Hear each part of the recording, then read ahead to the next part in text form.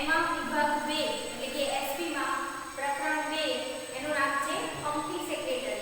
તો વિદ્યાર્થી મિત્રો આપણે અગાઉના વિડિયોમાં સમજી ગયા હતા કે કંપની સેક્રેટરીની નિમણૂક કેવી રીતે થાય છે, બરાબર છે. અને હવે વિદ્યાર્થી મિત્રો આપણે સમજવાનું છે કે સેક્રેટરીની નિમણૂક થઈ ગઈ છે, હવે એને કયા કયા કાર્ય કરવાના છે એ આપણે માહિતી મેળવવાની છે. એટલે કે સેક્રેટરીના કાર્યો અને ફરજો વિશે આપણે માહિતી મેળવવાની છે. તો વિદ્યાર્થી મિત્રો અહીંયા બે કંપની આવે છે, બરાબર. એક છે જાહેર કંપની અને એક છે ખાનગી કંપની, બરાબર છે. હવે વિદ્યાર્થી મિત્રો કે જ્યારે પણ કંપનીની સ્થાપના થાય છે એટલે કે કંપની અસ્તિત્વમાં લાવવામાં આવે છે, કંપની કેવું વ્યક્તિત્વ ધરાવે છે? કૃત્રિમ વ્યક્તિત્વ. એ કુદરતી નથી, કંપનીને બનાવવામાં આવે છે, બરાબર. તો એ કંપનીની સ્થાપના કરવામાં આવે છે. તો આપણે વિદ્યાર્થી મિત્રો એક પોઈન્ટ આપણે જોયા હતા કંપની સેક્રેટરીની નિમણૂકમાં કે જો કંપનીની સ્થાપના પહેલા સેક્રેટરીની જો નિમણૂક કરવામાં આવે તો એ અંગેનું પણ આપણે રજિસ્ટર પાસે એની નોંધણી કરાવવામાં આવે છે. તો વિદ્યાર્થી મિત્રો કંપનીની સ્થાપના પહેલા પણ કંપની સેક્રેટરીની નિમણૂક કરી શકે છે અને સ્થાપના પછી. તો વિદ્યાર્થી મિત્રો અહીંયા જુઓ કે કંપની સેક્રેટરીના કાર્યો ફરજો એમાં અ છે એટલે કે પહેલો વિભાગ છે કંપનીની સ્થાપના પહેલાના કાર્યો. કંપનીની સ્થાપના પહેલાના વિદ્યાર્થી મિત્રો કંપની આપણે કહીએ છીએ કે કંપનીની સ્થાપના કરવામાં આવે છે, પણ એ સ્થાપનાની વિધિ એ કાયદાકીય ધારા ધોરણ પ્રમાણે જ થાય છે. એટલે કે કંપનીની સ્થાપનામાં આવતા પહેલા કંપની ધારાની જોગવાઈઓનું પાલન કરવામાં આવે છે.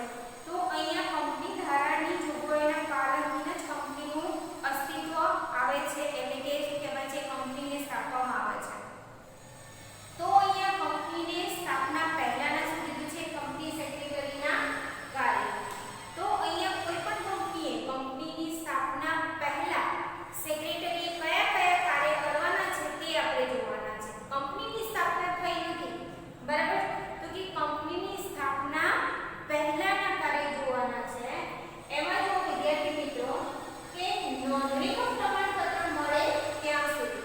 હવે વિદ્યાર્થી મિત્રો અહીંયા આપણે જોયું કે કોઈ પણ કંપનીને ધંધો શરૂ કરવા માટે એ પોતાની રીતે કામ કરી શકતી નથી. એને કાયદા પ્રમાણે કંપની ધારાની જોગવાઈ પ્રમાણેનું જેને કામ કરવું. તો કંપની ધારાની જોગવાઈ છે કે નોંધણીનું પ્રમાણપત્ર અને ધંધો શરૂ કરવાનું પ્રમાણપત્ર, બે પ્રમાણપત્ર આવે છે. વિદ્યાર્થી મિત્રો કયું આવે છે? એક તો નોંધણીનું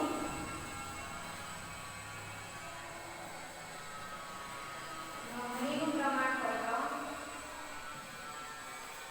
અને એક છે ધંધો શરૂ કરવાનું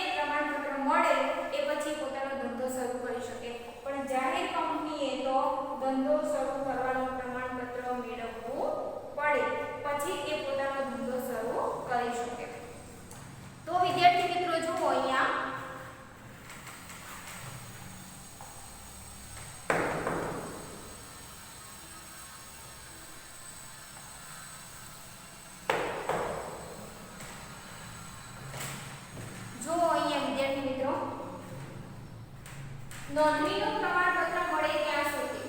તો અહીંયા જો કે બંને જાહેર કંપની અને ખાનગી કંપની બંને માટે કંપની સેક્રેટરીએ કયા કયા કાર્ય કરવાના છે.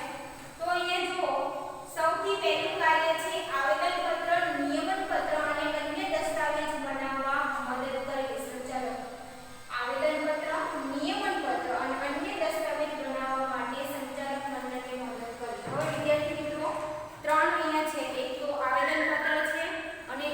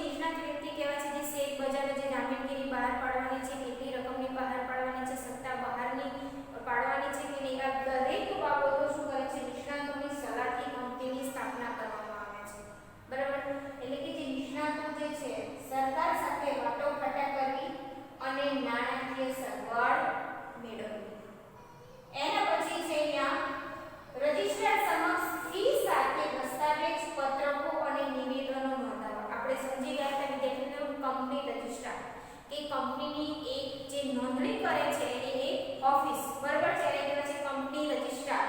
તો કે કંપની રજિસ્ટ્રાર સમક્ષ એને ફી સાથે જરૂરી જે પણ ફી હોય એ સાથે દસ્તાવેજ, પત્રકો અને નિવેદનો નોંધાવવા. જે કંપનીને જરૂરી જેમ કે આવેદનપત્ર તૈયાર થઈ ગયું, હવે એને શું કરવાનું છે? રજિસ્ટ્રાર સમક્ષ એની નોંધણી કરાવવાની છે. એટલે કે દસ્તાવેજ હોય કે કોઈ પત્રકો હોય કે કોઈ નિવેદનો હોય એને રજિસ્ટ્રાર સમક્ષ એની નોંધણી કરાવે. ત્યાં સંચાલક મંડળ કે સંચાલક પોતે જાતે જ એની સ્થાપક પોતે નોંધણી કરાવવા ના જાય, પણ ત્યાં સેક્રેટરીએ શું કરવાનું છે? આ બધા જ દસ્તાવેજોની કંપની રજિસ્ટ્રાર સમક્ષ એની નોંધણી કરાવવાની છે. એના પછી જો વિદ્યાર્થી મિત્રો, જમીન, મકાન, યંત્ર કે ટેકનિકલ સહાય માટે પત્ર વ્યવહાર કરવા. હવે સ્થાપના પહેલાના છે, સ્થાપના થઈ નથી, બરાબર? તો કંપનીની સ્થાપના માટે કંપની સેક્રેટરીએ કે જે જગ્યાએ પણ એને ધંધો શરૂ કરવાનો છે, કંપનીની સ્થાપના કરવાની છે, ત્યાં જમીનની જરૂર હોય, ત્યાં મકાન બનાવવાનું એટલે કે ભાડે લેવાનું હોય, એમાં જે યંત્રનો ઉપયોગ કરવાનો છે, જે અદ્યતન ટેકનોલોજીનો ઉપયોગ કરવાનો હોય, તો આની સહાય માટે એને દરેક અલગ અલગ પક્ષકાર સાથે અહીંયા પત્ર વ્યવહાર કરવાના હોય છે. એ સેક્રેટરીએ આ બધી જ સગવડ સેક્રેટરીએ કરવાની હોય છે. એના પછી સંચાલક મંડળની સભા બોલાવી સૂચના પ્રમાણે. જો સૂચના હોય કે સંચાલક મંડળની સભા બોલાવવાની છે, એટલે સૂચના પ્રમાણે સંચાલક મંડળની સભા બોલાવી અને સભા નોંધ તૈયાર કરવી. એના પછી સભા નોંધ એટલે વિદ્યાર્થી મિત્રો આપણે વાત કરી હતી અગાઉના વિડિયોમાં કે જે સભા દરમિયાન જે મીટિંગ ચાલુ હોય ત્યારે જે સંચાલક જે બાબતોની ચર્ચા વિચારણા થાય છે તેની નાનામાં નાની નોંધ, બરાબર, એને કહેવાય છે સભા નોંધ. બીજું એ કીધું છે કે નોંધણીનું પ્રમાણપત્ર મેળવવું. આ બધી જ વસ્તુઓ તૈયાર થઈ જાય પછી કંપની સેક્રેટરીએ નોંધણીનું પ્રમાણપત્ર મેળવવાનું હોય છે. એટલે કે સ્થાપના પહેલા એની 7 ફરજો છે, બરાબર છે, 7 કાર્ય ફરજો છે. અને સ્થાપના પહેલા બંને કંપની, જાહેર કંપની અને ખાનગી કંપની બંને માટે, બરાબર છે, એટલા માટે આ નોંધણીનું પ્રમાણપત્ર મેળવવું. નોંધણીનું પ્રમાણપત્ર મેળવી જાય ખાનગી કંપની પોતાનો ધંધો શરૂ કરી શકે, પણ જાહેર કંપની કરી શકે નહીં. તો જાહેર કંપનીએ શું કરવાનું છે વિદ્યાર્થી મિત્રો? અહીંયા એને બીજું સ્ટેપ એટલે તબક્કો તૈયાર કરવાનો છે. એટલે કે બીજું પ્રમાણપત્ર આપણે જોયું હતું કે ધંધો શરૂ કરવાનું પ્રમાણપત્ર મેળવવા સુધીનો જે કાર્ય જે છે, બરાબર છે, નોંધણીનું પ્રમાણપત્ર અહીંયા મળી જાય તો ખાનગી કંપની અહીંયા પોતાનો ધંધો શરૂ કરી શકે, પણ જાહેર કંપનીએ પોતાનો ધંધો શરૂ ન કરી શકે. કારણ કે જાહેર કંપનીએ બીજું પ્રમાણપત્ર મેળવવાનું છે. તો કે બીજું કયું પ્રમાણપત્ર છે? તો કે ધંધો શરૂ કરવાનું પ્રમાણપત્ર. હવે એ ધંધોનું શરૂ કરવાનું પ્રમાણપત્ર મેળવવા માટે કંપની સેક્રેટરીએ કયા કયા કાર્ય કરવાના છે તો આપણે જોઈએ. હવે તો અહીંયા સૌથી પહેલા આ જે કાર્યો જે છે એ જાહેર કંપનીના સેક્રેટરી માટે છે. તો સૌથી પહેલા અહીંયા વિજ્ઞાપન પત્ર અથવા તેના બદલે નિવેદન પત્ર તૈયાર કરવા. હવે વિદ્યાર્થી મિત્રો જુઓ અહીંયા વિજ્ઞાપન પત્ર એ પણ આપણે એક આખું પ્રકરણ સમજવાના છીએ. છઠ્ઠું પ્રકરણ છે વિજ્ઞાપન પત્ર. સૌથી પહેલા આપણે સમજવાનું છે આવેદન પત્ર, નિયમન પત્ર અને ત્રીજા નંબરનું સમજવાનું છે વિજ્ઞાપન. તો કે વિજ્ઞાપન પત્ર અથવા તેના બદલે નિવેદન નોંધાવવું. હવે વિજ્ઞાપન પત્ર શું છે વિદ્યાર્થી મિત્રો? શબ્દ છે વિજ્ઞાપન પત્ર, બરાબર. વિજ્ઞાપન પત્ર એટલે કે આપણે શબ્દ જોઈએ કે વિજ્ઞાપન એટલે કે જાહેરાત, બરાબર છે. તો કે અહીંયા જાહેરાતનું એક પત્ર. તો કોઈ પણ કંપની શેર બહાર પાડે તો આપણા જેવા જાહેર જનતાને કેવી રીતે ખબર પડે કે કંપનીએ શેર બહાર પાડ્યા છે? તો દરેક જાહેર જનતાને ફોન કરીને તો જણાવશે નહીં કે અમારી કંપનીએ શેર બહાર પાડ્યા છે, તમે લોકો ખરીદી લો, અમારી કંપનીએ શેર બહાર પાડ્યા છે, તમે ખરીદો, બરાબર. પણ જે સુલભ સાધન છે જેમ કે વર્તમાન પત્ર દરેકના ઘરે આવે છે, તો કંપની શું કરે છે? વર્તમાન પત્રમાં જાહેરાત આપે છે કે જે તે કંપનીએ શેર બહાર પાડ્યા છે, જેથી કરીને જાહેર જનતાને ખબર પડે અને જે તે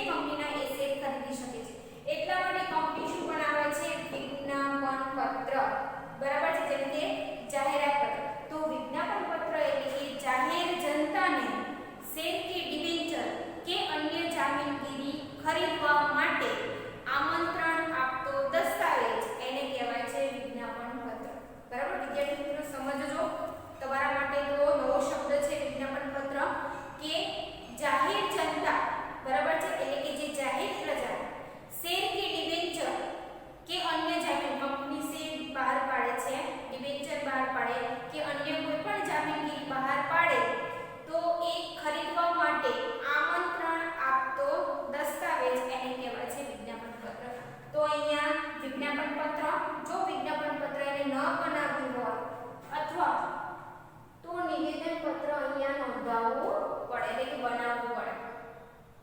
એના પછી વિદ્યાર્થી મિત્રો જો અહીંયા લઘુત્તમ ભરણા અંગે બાંયધરી કરાર કરવા.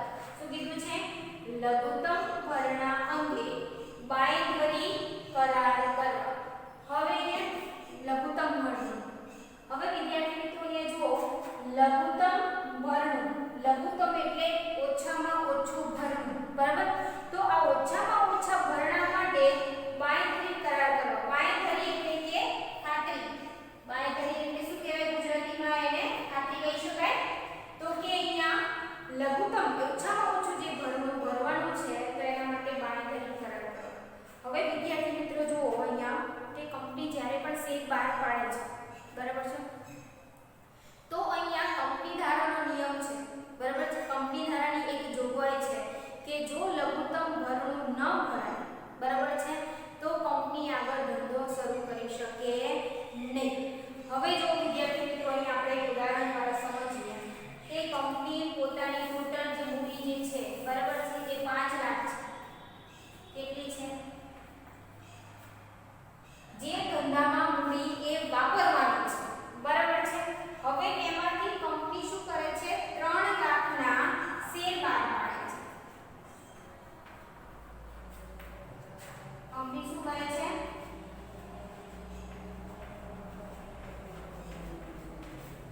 3 લાખના શેર બહાર પાડે છે કંપની, બરાબર છે.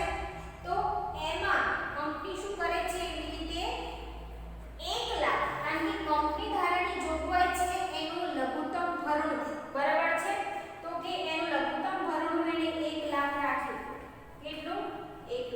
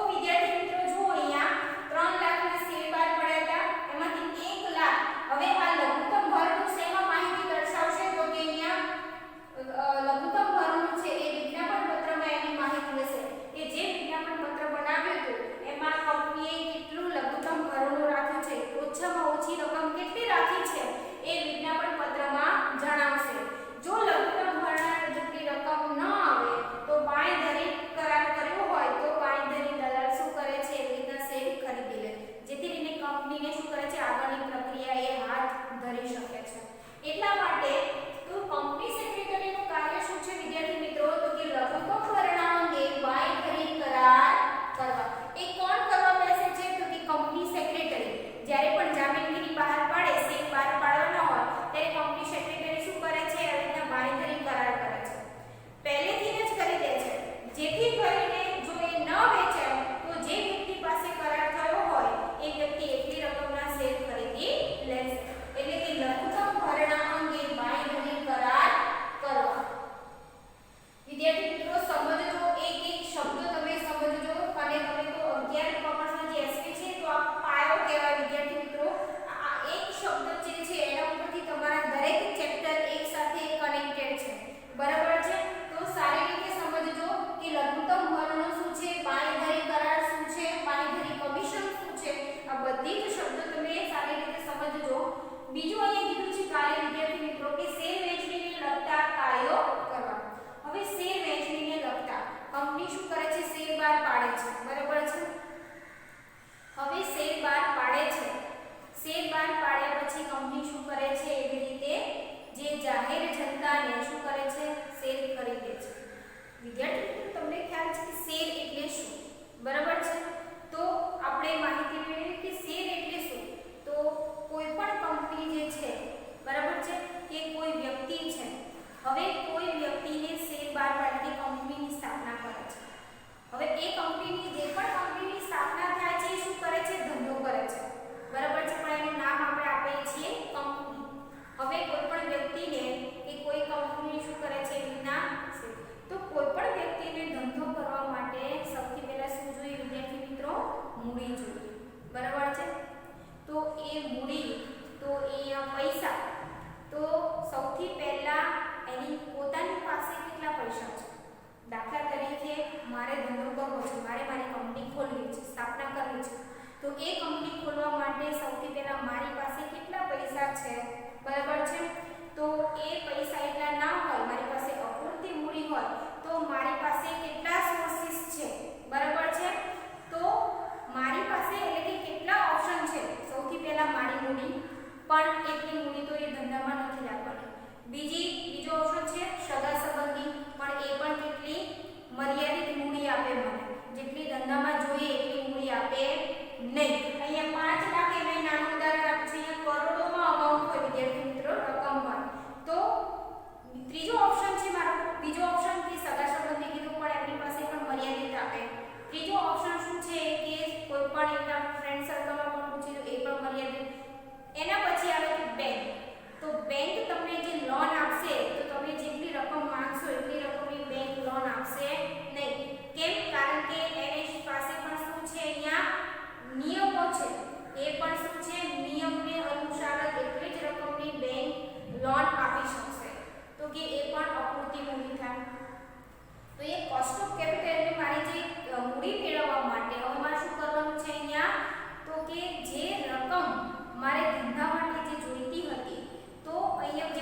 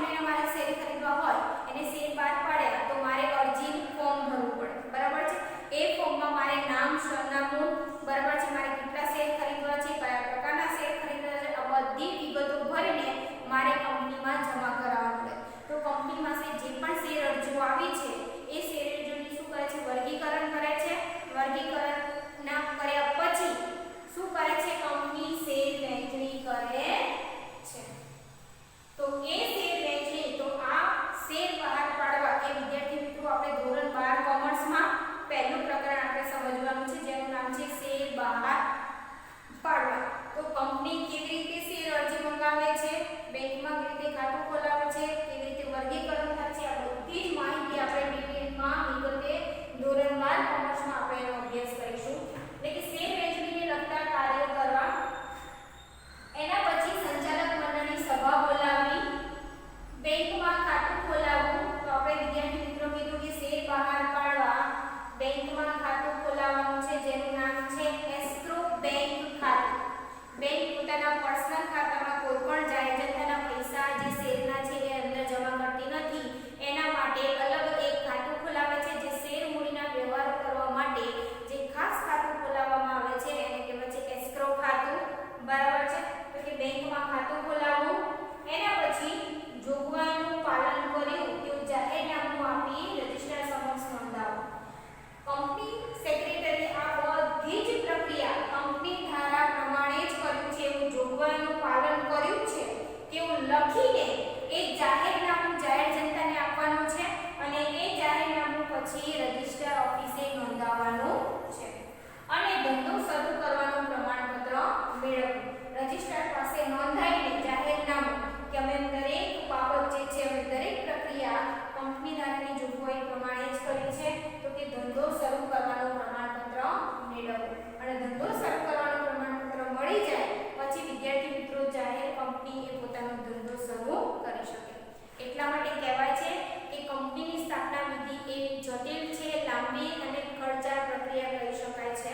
એક ધંધાકીય વ્યવસ્થાનું જે સ્વરૂપ છે કંપની સ્વરૂપ જે વિશાળ સ્વરૂપ છે, પણ એની સ્થાપના